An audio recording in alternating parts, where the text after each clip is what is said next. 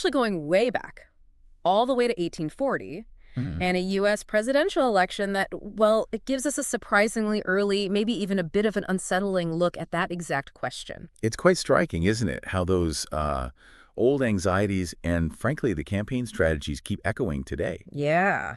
In 1840, you have to remember the context. It was playing out against this backdrop of real, genuine hardship for a lot of Americans. Right, the Panic of 1837. Exactly. It had kicked off this really severe economic downturn. You had banks failing all over the place. Unemployment was incredibly high. Businesses closing down. Oh, absolutely. Businesses collapsing, prices falling, bread lines in some cities. It was a period of, real crisis. Yeah. And that mood, that anxiety, it heavily influenced the politics. Yeah, you can imagine.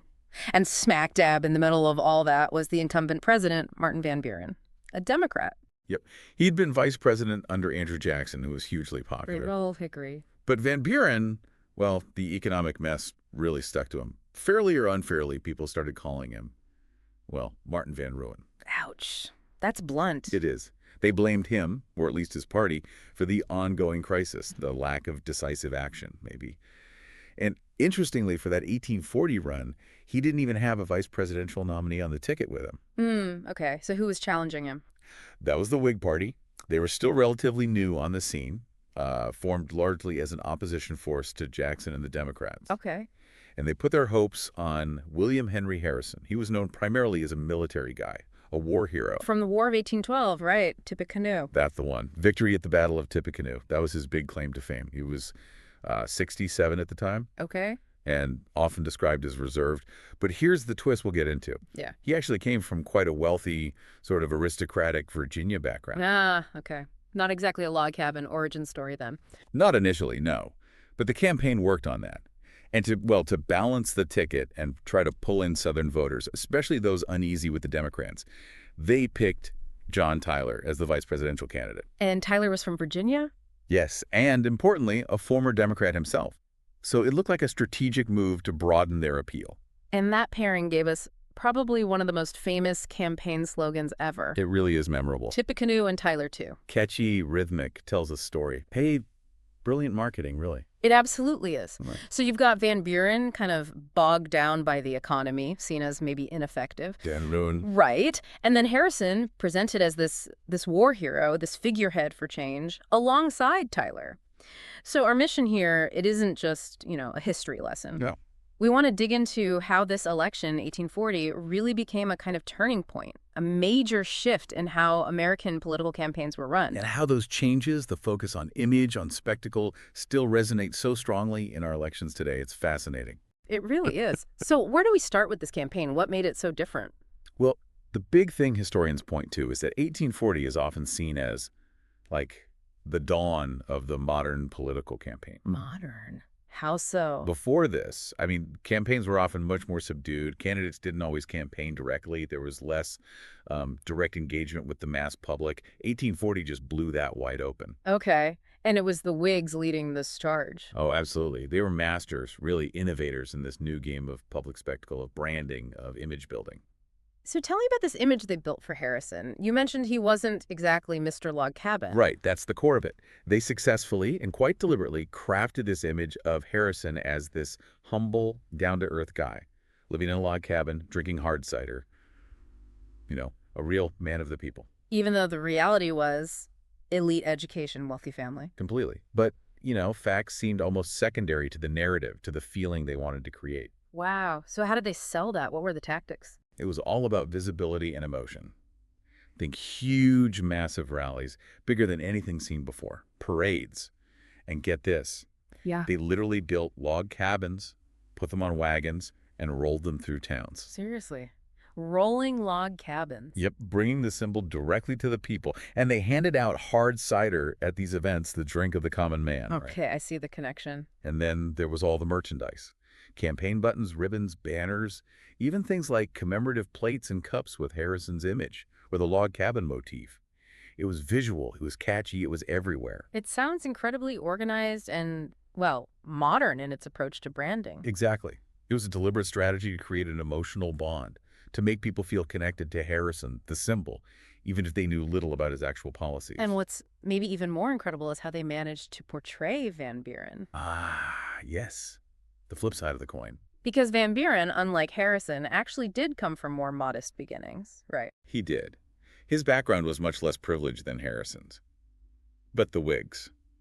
They painted him as this total, out-of-touch elitist. How? They spread stories, likely exaggerated or fabricated, about him supposedly living in luxury in the White House, drinking fancy wines, eating off gold plates, wearing silk suits. While the country was suffering economically. Precisely. The contrast was stark and intentional. It's almost textbook political spin, isn't it? The irony is just palpable. It really is. This is like political branding 101 happening way before TV, radio, the internet. Long before mass media, as we conceive of it now, they were using the tools they had, print, rallies, word-of-mouth symbols. So why did that common man image, the log cabin and cider, resonate so powerfully, especially given the economic pain people were feeling? Well, that's the key, isn't it? That imagery wasn't just like a random cute picture. Yeah. It tapped directly into the feelings of hardship, maybe nostalgia for simpler times, that many Americans felt after the Panic of '37. By linking Harrison to this simple, rustic ideal, they implicitly contrasted it with the perceived failures and maybe even the perceived extravagance of the Van Buren administration during hard times. It spoke to voters who felt left behind, who wanted someone who supposedly understood their struggles. And clearly it struck a chord. Did it work? What are the results? Oh, it worked spectacularly well, at least in electoral terms. Harrison won, and it wasn't even close in the Electoral College. He got 234 electoral votes. Wow. And Van Buren? Only 60. A complete landslide. So a massive rejection of the incumbent. Undeniably. Now, the popular vote was actually closer than the electoral vote suggests, but the overall message was loud and clear. The country wanted to change. That's a huge deal, right? Defeating a sitting president? It was massive. It was the first time a sitting president seeking re-election had been defeated since John Adams lost to Thomas Jefferson way back in 1800. Yeah. So yeah, it signaled a major political shift. And did people actually turn out to vote? Did all this campaigning energy translate? It absolutely did. That's another remarkable aspect of 1840. Voter turnout just soared. It reached nearly 80% of eligible voters. 80%. That's incredible. It was the highest level of voter participation in U.S. history up to that point. It really shows how engaged people were, how invested they felt in this contest. Those economic worries, combined with this new, energetic style of campaigning, it clearly got people mobilized. That level of engagement, wanting change, it really paints a picture. But the story doesn't quite end with the victory party, does it? There's a really sharp, unexpected twist. There is indeed. A tragic one, really. Just 31 days after taking office, President Harrison was dead. Only a month. What happened? He gave this incredibly long inaugural address, apparently wanting to prove his vigor despite his age. Okay. But he did it on a freezing cold, wet day in March, and reportedly without wearing a proper coat or hat. He caught a cold, which quickly developed into pneumonia. Oh, no. And back then, without water and medicine, it was fatal. It was a real shock to the nation. He was the very first U.S. president to die while in office. Wow. First president to die in office. That must have caused chaos. Was it clear what happened next? Well, no, not entirely. It actually plunged the country into uncharted constitutional territory. The Constitution, as written then, wasn't perfectly explicit about whether the vice president became the president or just acted as president. So there was real uncertainty. Genuine uncertainty. Yeah. What exactly was John Tyler's status? Was he the president with the full powers and title, or just sort of filling in? And what did Tyler do? Well, John Tyler didn't hesitate. He stepped up decisively and asserted that he was the president, not acting president, but the full president of the United States. Took the oath and everything. And that stuck. It did. It was a really significant move. Tyler's firm stance essentially settled the question and established this crucial precedent for presidential succession, that the VP fully assumes the office. It's been the standard ever since. So an election campaign focused on image and bringing change after economic turmoil ends up leading to this unprecedented situation and a constitutional crisis, averted only by the VP's decisive actions. Exactly. Talk about unexpected consequences. And thinking about the longer-term effects, the impacts of this 1840 election, we've already touched on the campaign itself. Right. It really set the template, didn't it? The playbook for modern campaign marketing was arguably written, or at least sketched out right there. The mass rallies, the slogans. And focus on emotional appeals, crafting a persona, the power of image over perhaps detailed policy debate. That became central. And what about the political parties? Well, the Whigs' victory was huge for them, obviously. It showed they could actually win the presidency. It really solidified the idea of the two-party system becoming dominant in American politics. They showed they could adopt these populist tactics previously maybe associated more with the Jacksonian Democrats and use them effectively. But maybe the biggest lesson, looking back, is what you call the unexpected consequences. Yeah, or maybe a brutal lesson in contingency, you could say. Think about it. The person the country elected, William Henry Harrison, the figurehead of the whole campaign, he never really governed. Died after a month. Exactly.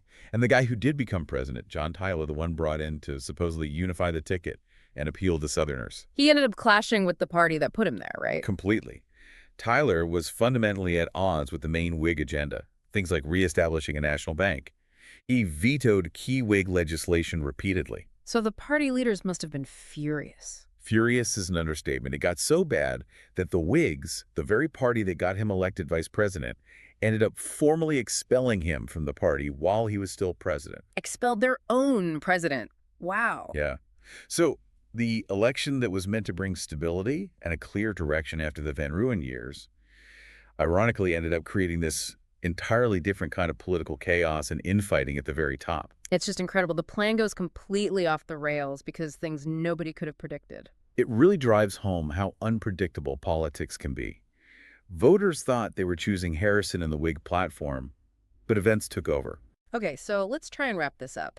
As we look back on this deep dive into 1840, what are the main takeaways for us?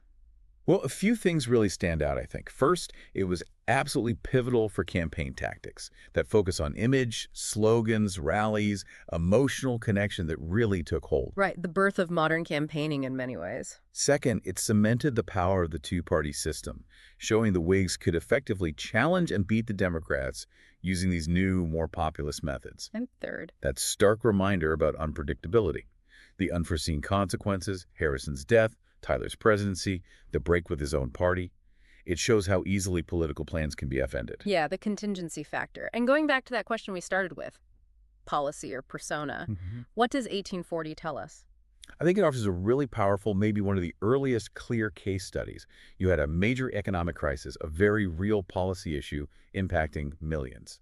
Yet the candidate who won, Harrison, did so largely based on an image, a persona, the common man, skillfully crafted and marketed, even though it didn't match his reality. He beat an incumbent, Van Buren, who, despite his own modest origins, was successfully painted as an out-of-touch elite responsible for the crisis. So image and emotional connections seem to trump, or at least powerfully shape, the debate around policy. It strongly suggests that, yes, the feeling the campaign generated, the narrative it spun, seems to have been incredibly potent in winning votes, perhaps even more so than detailed policy arguments in that specific context. Which inevitably leads us to a final thought, something for you, the listener, to ponder. Yeah. Given everything we've seen from 1840, the power of image, the slogans, the branding, how much have political campaigns really changed in their fundamental emphasis on image versus substance, especially now in our hyper-mediated digital age?